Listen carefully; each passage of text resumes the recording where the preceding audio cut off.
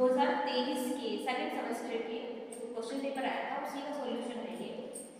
तो बहुविकल्पीय प्रश्न आपके 5 आते हैं, 5 क्वेश्चन से इस टाइप से प्रश्न आए थे आपके। पहला प्रश्न था ऋण पूर्णांक संख्या है, बहुत इजी क्वेश्चंस हैं। तो ऋण पूर्णांक की बात की गई है, पूर्णांक मतलब जो अपूर्ण है 2 4 3 5 7 इस तरीके से, और वो कह रहा है ऋण यानी ऋणात्मक कौन कौन से हैं। तो देखो अंडर रूट साबित तो ऋणात्मक है नहीं, जीरो ऋणात्मक नहीं है, ऋणात्मक ये दो संख्याएं हैं जिसमें से ये संख्या पूर्णांक नहीं है, तो हमारा ऑप्शन बचता है -5। तो आपका बी ऑप्शन सही हो जाता है। इसका आंसर आपका रहता है -5। सेकंड क्वेश्चन था 9, 12, 18 का लैसे है। तो लैसे निकालने के लिए आप क्या करते हैं, फैक्टर करते हैं इसके।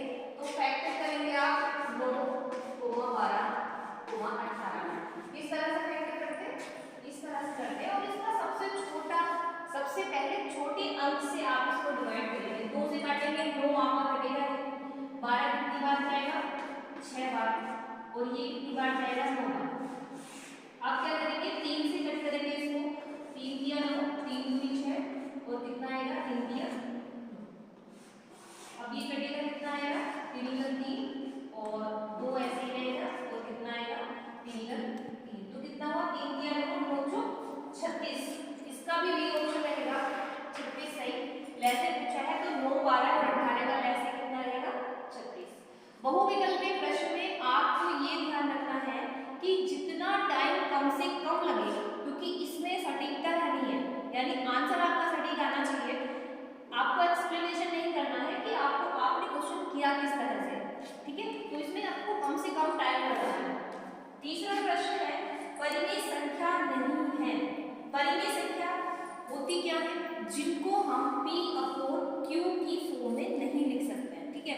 यानी परिमेय संख्या भी संख्याएं होती हैं जिनको P/Q की फॉर्म में लिख सकते हैं। तो हमें ये देखना है कि P/Q की फॉर्म में कौन सी संख्या नहीं है। देखिए 22/12 लिखा हुआ है, P/Q की फॉर्म में है, तो ये संख्या इसने पूछा नहीं है, तो ये तो परिमेय संख्या है। 0.78 इसको हम क्या लिख सकते हैं 7/8/100, इसका मतलब ये भी P/Q की फॉर्म में है। 5/√36, √36 जब हम बाहर लेकर के आएंगे तो 6 आ जाएगा, यानी ये इक्वल किसके है 5/6 के, ये भी P/Q की फॉर्म में है। इसका मतलब पाई क्या है, यहाँ पे पाई परिमेय संख्या नहीं है। अगर पाई की यहाँ वैल्यू लिखी होती तब ये परिमेय संख्या होती, ठीक है। इसका भी ऑप्शन सी सही है। अब प्रश्न नंबर 4 देखेंगे 9.5 का होल स्क्वायर का मान ज्ञात कीजिए। अब देखिए इसमें करना क्या होता है, इसके लिए मैं आपको शॉर्ट ट्रिक सजेस्ट करूंगी। शॉर्ट ट्रिक से करना, तो अगर कोई भी संख्या दी हुई है और उसके अंत में 5 लिखा हुआ है, जैसे 75 लिखा हुआ है, यहाँ पे प्रश्न हमारा है 95 का स्क्वायर निकालना है। पॉइंट दिया हुआ है, पॉइंट को हम देखेंगे। ये अगर कहीं पे भी इस तरीके की संख्या आती है तो आपको क्या करना है, इकाई अंक लेके, यानी 95 में जो 5 है वो इकाई अंक पे है, तो 5 का कर लेंगे वर्ग, कितना आएगा 5 × 25, ठीक है। और जो भी संख्या दी हुई है दहाई स्थान पे उसमें गुणा करेंगे उससे अगली संख्या, यानी 9 के बाद क्या आने वाला है हमारे पास 10, तो 9 और 10 की गुणा करेंगे तो कितना आएगा ये हो, यानी 95 का वर्ग कितना आएगा हमारे पास 9025, ठीक है। ये आ गया। ऐसा ही मैं 75 में करके दिखाती हूँ। 75 का स्क्वायर अगर आपका कभी निकालना हो तो क्या करेंगे 5 का स्क्वायर निकालेंगे। 5 का स्क्वायर कितना होता है 25, और जैसा मैंने इस क्वेश्चन में किया कि मैंने दहाई अंक को एक नेक्स्ट जो संख्या आएगी उसके साथ मैंने गुणा किया है, तो 7 को भी मैं क्या करूंगी अगली संख्या से गुणा करूंगी। 7 की अगली संख्या क्या आएगी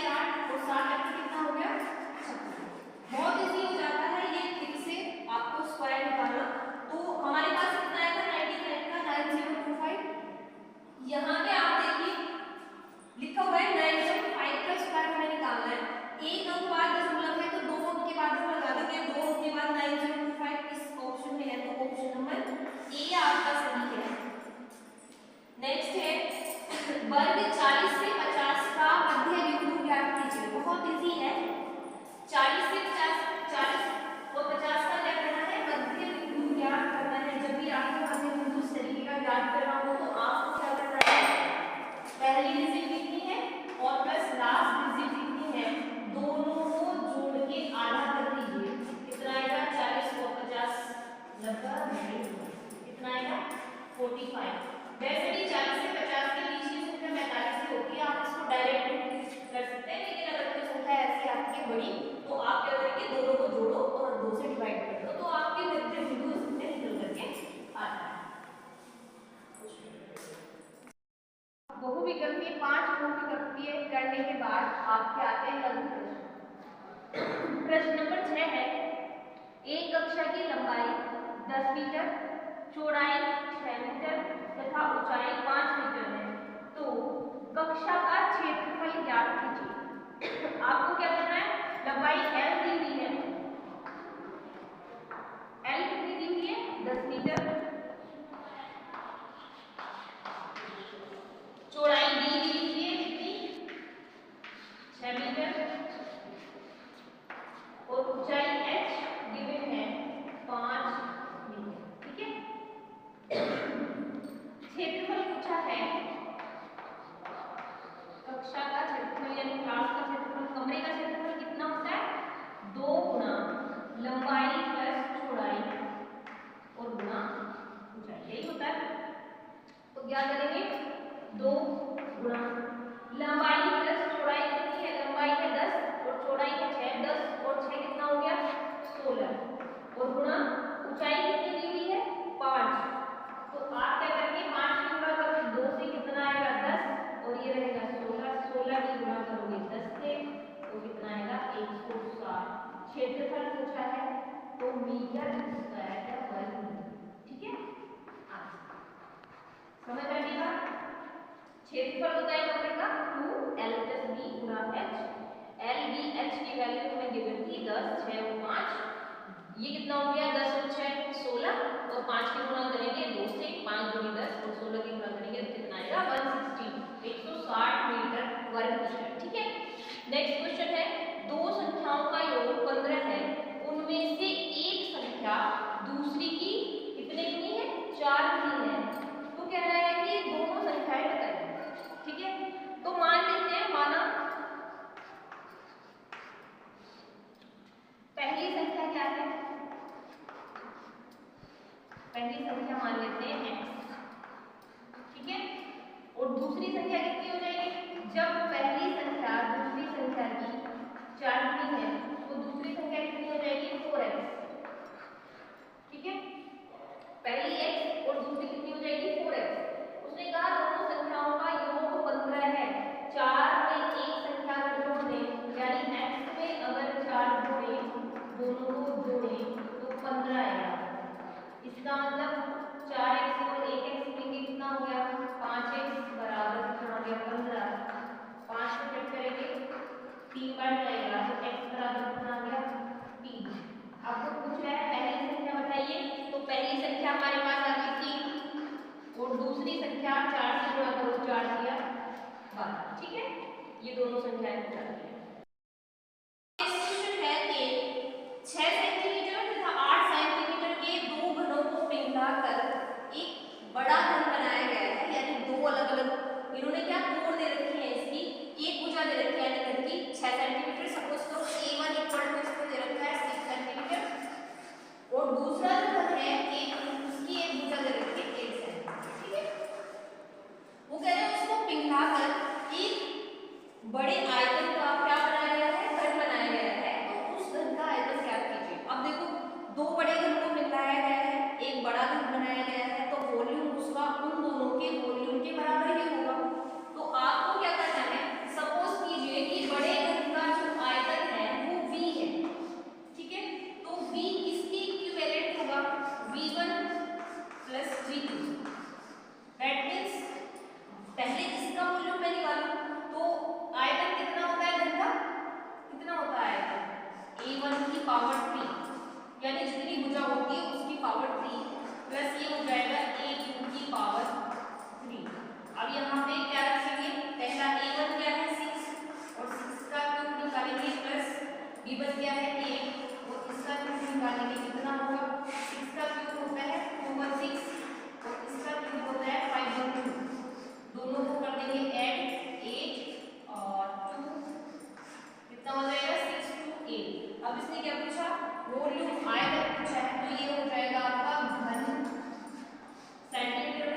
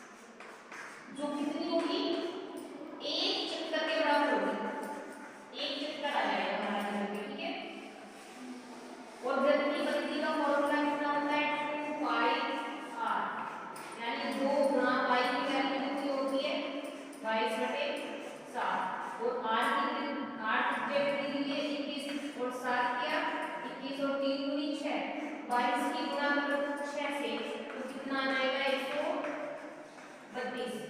अब सीधी सी बात है एक चक्कर में तो कितनी दूरी तय करनी है 132 याद रखना सेंटीमीटर 132 सेंटीमीटर दूरी तय करनी है।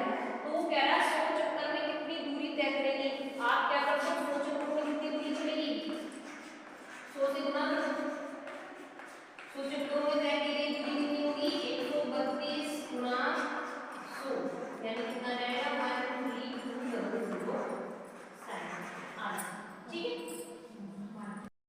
ठीक है। क्वेश्चन नंबर 12 है 5 का वर्ग अंतराल लेकर सूची बारंबारता सारणी बनाइए।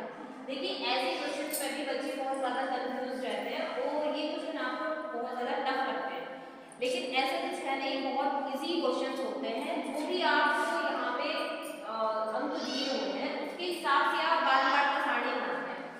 जैसे वर्ग अंतराल की इससे बात कही गई है कि 5 से लेकर यानी वर्ग अंतराल आपको 5 का रखना है तो आप कहां से बनाओगे 5 से 10 का बनाओगे 5 से 10 और 10 से 15 15 से 20 और 20 से 25 25 से 30 30 से 35। तो आप क्या कर रहे हैं 0 से 10 के बीच की अंक लेना है। अब आपको ये ध्यान रखना है कि इसकी जो लास्ट डिजिट है उसको हमें नहीं लेना, ठीक है। पहली डिजिट इसको लेना है 0 से 5 में लेना 0 से 5 में लेना। तो सबसे पहले 0 से 5 देखते हैं आप 0 से 5 में देखते हैं कि कोई अंक है या नहीं, लेकिन इसकी लास्ट डिजिट को नहीं लेते। जैसे 5 10 15 फर्स्ट डिजिट को हम इंक्लूड करते हैं 0 नहीं है। 0 से लेकर 5 के बीच कितनी संख्या है इसमें तो 0 से लेकर 5 के बीच सिर्फ 4 है संख्या यानी एक संख्या है, ठीक है। तो 0 से 5 के बीच की बारंबारता कितनी हुई 1 होगी। अब इसके बाद देखते हैं 5 से 10 के बीच, अगर इसमें 5 होगा तो उसको हम सेकंड सीरीज में काउंट करते हैं। 5 से 10 के बीच देखिए 8 है संख्या 8, बाकी संख्याओं में ऐसी संख्या है नहीं जो 5 से 10 के बीच हो, तो इसका मतलब ये हो गया 1। अब 10 से 15 के बीच देखते हैं 10 से 15 के बीच क्या है 15 तो लेना नहीं है, जो मैंने बताया कि लास्ट वाली जो डिजिट है उसको हमें छोड़ना है लेना नहीं है। तो 10 से 15 के बीच में कितनी है एक डिजिट है, ये हो गया 10 से 15 वाली डिजिट एक हो गई। अब इसके बाद 15 से 20 वाली देखते हैं, ये भी कट हो गया ये भी कट हो गया ये भी कट हो गया। 15 से 20 वाली देखते हैं 15 को किसमें लेना है तो 15 16 20 को लेना नहीं है 15 16 और है कोई संख्या नहीं है। दो संख्याएं हैं यहाँ पर, दो संख्याएं हैं 15 और 20 के बीच में। 20 को हमने छोड़ दिया, 20 को नेक्स्ट में लेंगे। 20 और 25 के बीच में कितनी है 20 है, एक संख्या तो 20 है, फिर उसके बाद 25 के बीच में लेनी है तो यानी एक ही है संख्या 20 और 25 के बीच में संख्या एक ही है। उसके बाद 25 से 30 के बीच देखते हैं 25 से 30 के बीच में 26 है 27 है 28 है, ये तीनों संख्याएं हैं तो यानी तीन संख्याएं हैं। 25 से 30 के बीच की संख्याएं कितनी है 3। 30 से 35 देखते हैं 30 से 35 30 को इसी में लेना है तो यानी क्या हुआ 32 होगी सिर्फ एक संख्या क्या है 32 यानी यहाँ पर एक आएगा। अब 35 से 40 के बीच लेना है 35 से 40 के बीच में कौन सी संख्या है कोई भी नहीं है क्योंकि ये 40 किसमें आएगा ये 40 आएगा नेक्स्ट वाली में, तो इसका मतलब यहाँ पे डिजिट बनती है 0।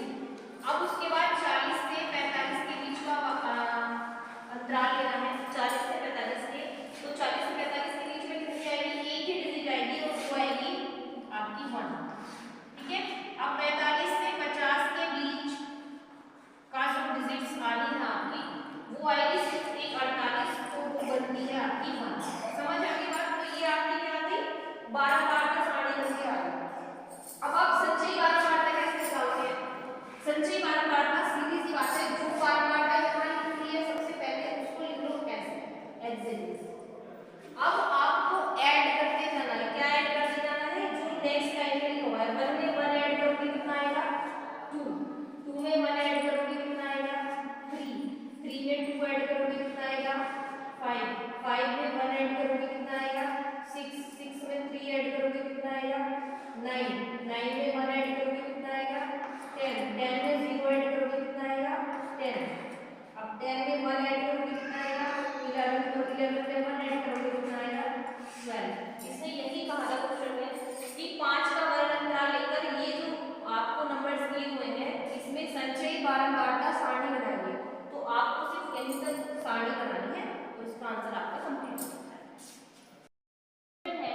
एक आयताकार मैदान का क्षेत्रफल 0.75 हेक्टेयर है, यदि मैदान की भुजा 250 मीटर है तो दूसरी भुजा बताइए। देखिए कोई आयताकार है मैदान है, ठीक है, एडी सी, इसकी सपोज करो एक भुजा इसने दे रखी है 250, तो इसने ये वाली भुजा को झटके की कितनी होगी सपोज करो x है, ठीक है, लेकिन इसने क्या कर रखा है क्षेत्रफल दिया हुआ है और आयत का क्षेत्रफल कितना होता है, आयत का क्षेत्रफल फॉर्मूला कितना होता है लंबाई गुना चौड़ाई, यानी एक भुजा गुना दूसरी भुजा, तो लंबाई सपोज कर लेते हैं 250 हमारे पास लंबाई है 250 और गुना चौड़ाई मैंने आपको माना कितना x है और ये किसके बराबर होना चाहिए 0.75 हेक्टेयर, ठीक है। लेकिन एक चीज देखें हमारे पास ये जो डिजिट है एक भुजा की ये मीटर में है और हमारे पास क्षेत्रफल हेक्टेयर में दिया हुआ है, तो हम क्या करेंगे सबसे पहले इसको हेक्टेयर को 0.75 हेक्टेयर को हम चेंज करेंगे किसमें मीटर में। ये ध्यान रखना कि 1 हेक्टेयर किसके इक्वल होता है 10,000 वर्ग मीटर के बराबर, 10,000 वर्ग मीटर।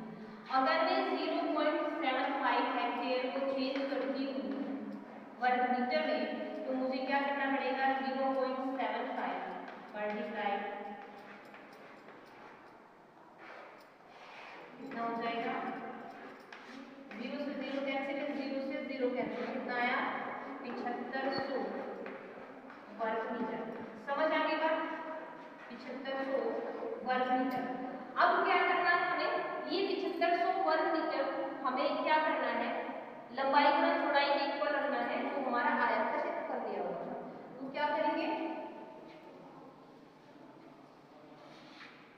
250 गुणा x यानी लंबाई गुना चौड़ाई बराबर किसके हो जाएगा 7500, x बराबर कितना आएगा 7500 बटे 250, 0 से 0 कैंसिल, 25 से कितने टाइम जाएगा 3 टाइम्स और ये कितना बचा 30, इसका मतलब x की वैल्यू कितनी आ गई 30 और ये होगा मीटर, ठीक है।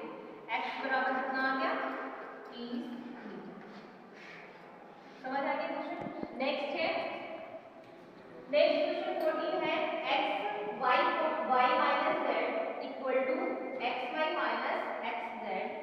ये हम जानते हैं कि अगर हम अंदर गुणा करेंगे तो यही आएगा x y minus x z।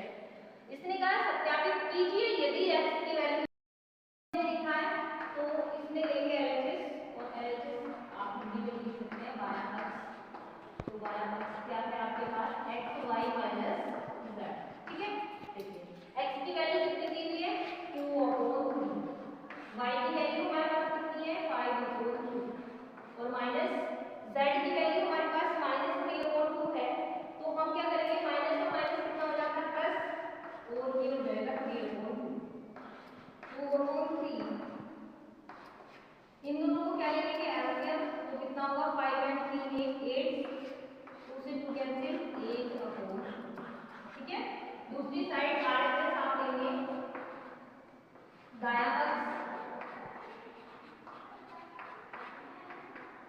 क्या होगा xy माइनस xz, ठीक है। x की वैल्यू कितनी है आपके पास 2/3 मल्टीप्लाई y की वैल्यू कितनी है 5/2 माइनस x की वैल्यू अगेन 2/3 और z की वैल्यू आपके पास कितनी है -3/2, 3 से 3 कैंसिल, 2 से 2 कैंसिल, कितना आया 5 4 3 और माइनस माइनस प्लस हो जाएगा और ये होगा आपका कितना 2 से 2 भी कैंसिल हो जाएगा 1। एलसीएम होगी 3 5 प्लस 3 बराबर कितना आ गया 8/3। देखिए सत्यापित होगी दोनों आरएचएस बराबर किसके आ गया आरएचएस के, तो ये सत्यापित हो गया। 50 यदि फार्म हाउस में x + 2y पंक्तियां हैं और प्रत्येक पंक्ति में x + 2y पेड़ लगे हुए हैं तो ज्ञात कीजिए कि फार्म हाउस में कुल कितने पेड़ हैं। और इसने दूसरे में पूछा है यदि x = 3 और y = 2 तो पेड़ों की कुल संख्या क्या है। तो आप क्या करेंगे, सबसे पहले मैं इसको नॉर्मली करके दिखाती हूं आपको। अगर यहाँ पे पेड़ लगे हुए हैं इस तरह से लगे हुए हैं तो आप क्या करोगे, इसने कहा फार्म हाउस में इतनी पंक्तियां हैं तो इसमें पंक्तियां कितनी हैं 3 पंक्तियां हैं और वो कह रहा प्रत्येक पंक्ति में x + 2y पेड़ लगे हुए हैं। प्रत्येक पंक्ति में यहाँ पे कितने पेड़ लगे हुए हैं 3 और आप क्या कर रहे हो गुणा कर रहे हो दोनों की, कितना आ गया 2। तो आपने क्या किया नॉर्मली इन चीजों को क्या किया आपस में गुणा किया तो क्या हुआ फार्म हाउस में x + 2y पंक्तियां हैं, प्रत्येक पंक्ति में इतने पेड़ हैं। तो आपको पहला ज्ञात करना है कि फार्म हाउस में कुल कितने पेड़ हैं, कितनी पंक्तियां हैं, कुल पेड़ों की संख्या निकालनी है। अगर हम कुल पेड़ तो पंक्तियों से आपको क्या करनी है, जितनी भी पंक्तियां हैं प्रत्येक पंक्ति में जितने पेड़ लगे उससे गुणा करनी है, यानी x + 2y की गुणा करनी है आपको वापस x + 2y। ठीक है, गुणा करेंगे तो क्या आएगा x² यानी x की गुणा x के साथ करेंगे प्लस x की गुणा 2y के साथ करेंगे कितना आएगा 2xy प्लस यहाँ मल्टीप्लाई करेंगे तो कितना आएगा 2xy और प्लस 2y की मल्टीप्लाई 2y से करेंगे तो कितना आएगा 4y। ठीक है,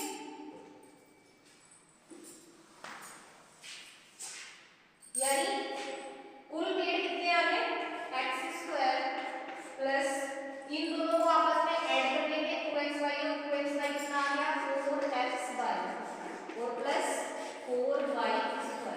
तो कुल पेड़ हमारे पास आ गई है, पहला कंप्लीट हो गया। अब दूसरा इसने कहा है कि यदि x = 3 हो, x = 3 और y = 2 तो पेड़ों की संख्या ज्ञात कीजिए। अब पेड़ों की संख्या तो हमने फर्स्ट यूनिट में निकाली कितनी है x² + 4xy + y²। यहाँ से कुल पेड़ कितने हुए, कुल पेड़ बराबर x की जगह आपको 3 रखना है तो 3 का वर्ग प्लस 4 गुणा 3 गुणा 2 और प्लस 4 गुणा 2 का वर्ग। ठीक है, 3 की गुणा करेंगे कितना आएगा 3 दिया 9 प्लस 4 दिया 12 दूनी 24 और प्लस 4 गुणा 2 का वर्ग कितना होता है 4 9 प्लस 24 प्लस 16 कितना आया 16 और 9 कितना हो गया 25 और प्लस 24 कितना हुआ 49। इसका मतलब टोटल पेड़ कितने लगे हुए हैं 49 पेड़ लगे हुए हैं।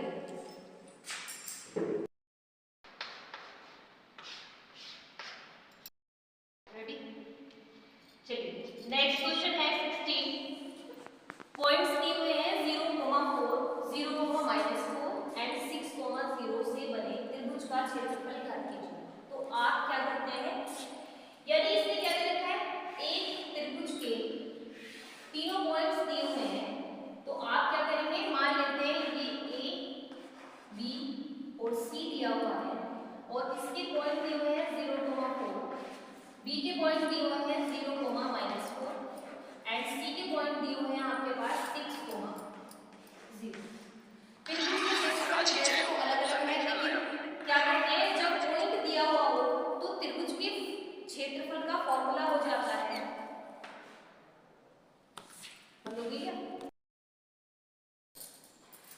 अगर ऐसा क्वेश्चन दिया हुआ है तो त्रिभुज का क्षेत्रफल होता है, त्रिभुज का क्षेत्रफल फॉर्मूला याद रखेंगे आप कितना होता है 1/2 x1 x2 और x3 याद रखना इंटू। अब ये चक्रीय क्रम में लेना है, यानी जब आप x1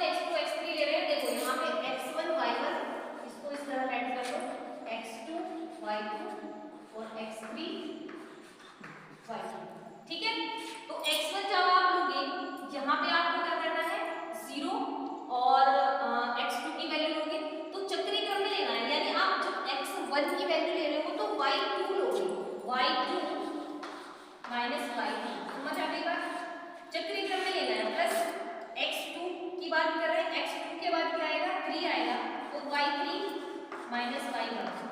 अब क्या कर रहे हैं 3 की बात कर रहे हैं, तो y1 माइनस y2। समझ आ गई बात? इस तरीके का फॉर्मूला होता है ये। इसको करेंगे तो एक चीज देखो आप, x1 जब आप लोगे तो वैल्यू आपके पास है x1 की 0, तो ये पूरी की पूरी डिजिट्स आपकी हो जाएगी 0, ज्यादा सॉल्यूशन करने की जरूरत नहीं है। तो ये आपका किसके इक्वल हो जाएगा 0 के। x2 की वैल्यू आप जब लोगे तो यहाँ पे भी रखी हुई है 0, तो ये पूरा करने के बाद किसके इक्वल आ जाएगा 0 की। बाकी बचा x3 y1 माइनस y2, ठीक है। ये बचती है digit x3 y1 minus y2, यानी 1/2। x3 की वैल्यू कितनी है, x3 की वैल्यू है 6, और y1 माइनस y2 कितना रहेगा, y1 माइनस y2 रहेगा 4 माइनस ये, तो कितना आ गया 24, 24 एंड हाफ कितना आ गया 12।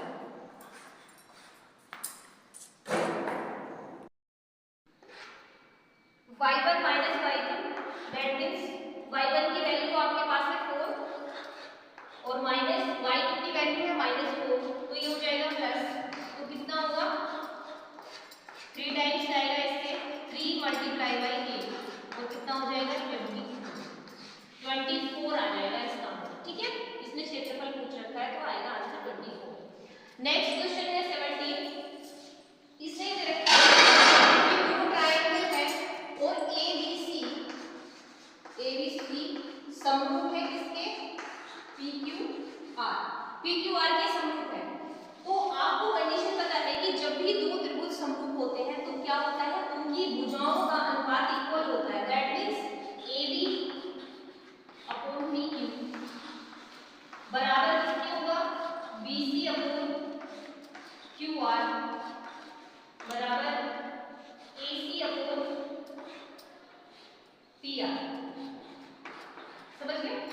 ये होता है, यानी इनकी जो भुजाओं का अनुपात अगर समरूप त्रिभुज दो है तो उसमें उनकी भुजाओं का जो रेशियो होता है वो इक्वल होता है। ये आपके पास कंडीशंस होती है। तो आपके पास कुछ वैल्यूज गिवन है, जैसे AB की वैल्यू है आपके पास 2, PQ की वैल्यू आपके पास है नहीं, इसको ऐसे लिखा रहने देंगे PQ। अब BC की वैल्यू आपके पास है 3, QR की वैल्यू आपके पास 1.5, AC की वैल्यू आपके पास है 2.8 एंड PR की वैल्यू आपके पास है नहीं, आपको फाइंड करनी है। उसने ये कहा है कि इस क्वेश्चन में कि जितनी भी भुजाएं ज्ञात नहीं है उनको ज्ञात करना है, तो आप क्या करेंगे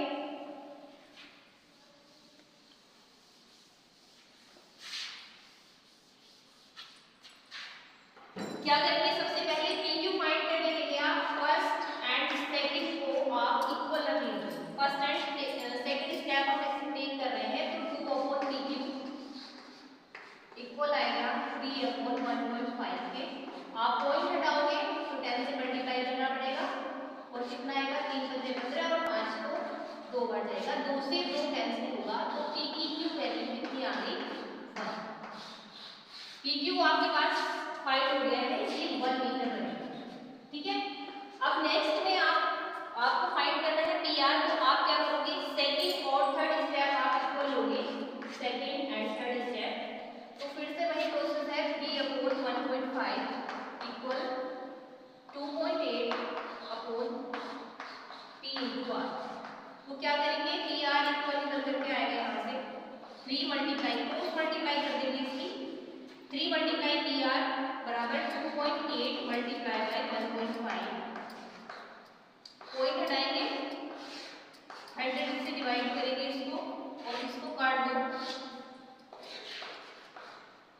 कितना आएगा PR इक्वल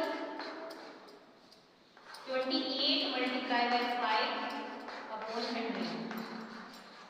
इसको क्या कर लो मल्टीप्लाई कर लो, 8 5 40 कर लो, यहाँ से लेके 4 और 5 2 10 4 140 100 0 से 0 कैंसिल और कितना आएगा 1.4।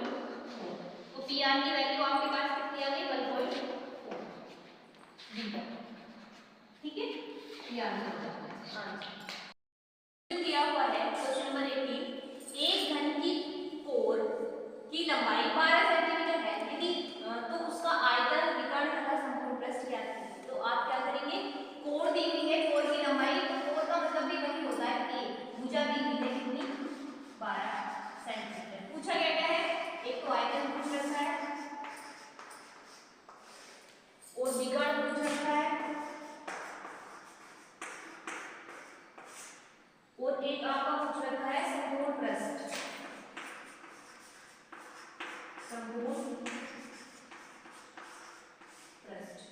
तो क्या होता है, आयतन का फॉर्मूला क्या होता है, घन का आयतन होता है भुजा की घात 3, ठीक है, a की पावर 3, तो क्या होगा 12 की पावर 3 और 12 का घन कितना होता है 12 मल्टीप्लाई बाय 12 मल्टीप्लाई बाय 12 वर्ग होता है 144, इसकी गुणा करेंगे 12 से, 12 जो 48, हासिल 4, 12 जो 48, 49 50 51 52 कर 2, हासिल 5, 12 के 12 मास 1728 घन मीटर में दिया सेंटीमीटर में से घन सेंटीमीटर, ठीक है। तो ये हो गया 1728 घन सेंटीमीटर। विकर्ण की बात की गई है, घन का जो विकर्ण होता है वो होता है भुजा इनटू अंडररूट। भुजा आपके पास है 12 और इसको ऐसे करा देंगे अंडररूट, ये हो गया इसका आंसर। संपूर्ण पृष्ठ कितना होता है, संपूर्ण पृष्ठ का फॉर्मूला होता है घन का 6a², 6a²। a आपके पास कितना है 12 और 12 का वर्ग कितना होता है 144, तो 6 गुणा 144 गुणा करेंगे 6 24 का 4 हाथ से लगे 2, 6 24 25 26 का 6 हाथ से लगे 2, 6 6 8 664। संपूर्ण पृष्ठ की बात करी गई है तो वर्ग सेंटीमीटर, वर्ग सेंटीमीटर। ये आपके 2023 का कंप्लीट सॉल्यूशन है बुक का, ठीक है।